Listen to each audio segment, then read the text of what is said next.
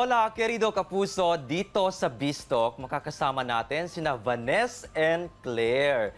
Mayong buntag, Vanessa and Claire, welcome back dito sa At Home with GMA Regional TV. Mayong buntag! Hello po sa inyo lahat. Thank you for having us.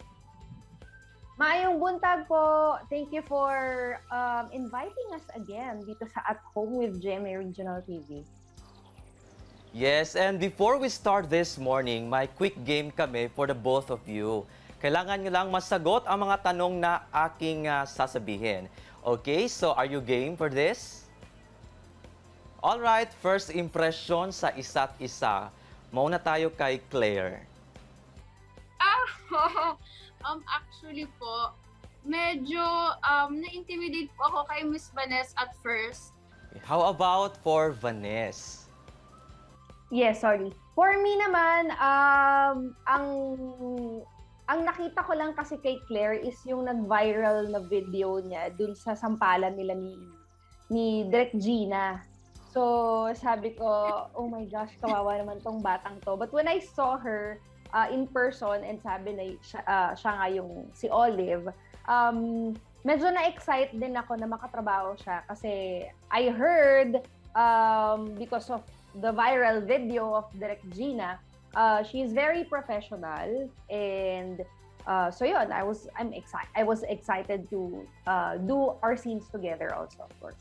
And now let's talk about this afternoon drama series na Nakarehas na Puso. How do you think this series differs from the series na nagawa nyo na before? How about you, Miss Vanessa? Yes, actually, sobrang different siya from the characters that I have portrayed before because for this role, si Leia, hindi ako kontrabida dito. Like I've been saying on my past interviews, sobrang bago para sa audience ang character ko dito na si Leia Galang. Because sanay ang audience natin mapanood ako na kontrabida, nananampal, nananabunot, nang-aaway, mga ganyan. Me playing as Olive, this is different because yung una-una ko pong soap na big role po sa akin is kontrabida po na nagkaroon naman po siya ng redeeming factor sa end. Alright, since ang kwento nito ay tungkol sa pamilya, pagpapakumbaba at pagmamahal, ano din ang mga lessons na natutunan ninyo as you portray your role here as Olive and Leia? Mauna tayo kay Vanessa. Okay, for me, ang mga natutunan ko kay Leia is huwag magtanim ng sama ng loob dahil wala namang magandang maibubunga yun eh. Also, listen to the people who have wronged you, especially if they really want to talk to you and explain themselves kung bakit nila nagawa yung bagay na yun. Ang na-realize ko lang po is not forgiving someone only hurts yourself more than it hurts the person.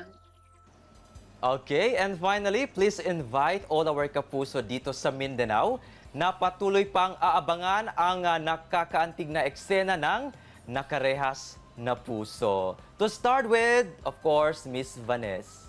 Okay, mga kapuso, Diyos ko, magbaon po kayo ng tissue sa tabi ninyo habang nanonood po kayo dahil sigurado po ako na naiiyakan ninyo yung mga susunod na kabanata. Diyos ko. And of course, yes, thank you dahil simula nung umpisa at hanggang ngayon, pinapanood ninyo everyday ang Nakarehas na Puso. Hello po mga kapuso. Gusto ko po kayo imbihan manood ng Nakarehas na Puso sa GMA Afternoon Prime po 4 p.m., 15 p.m. Abangan niyo po ang character ko as Olive Galang. And ang kwento po niya, On the Road to Forgiveness. Directed po by Direk Hilda. Yes, definitely. We are all excited dito sa Mindanao na panoorin ang inyong show. Muchísimas gracias, Miss Vanessa and Claire, sa inyong time dito sa At Home with GMA Regional TV. Muchas gracias!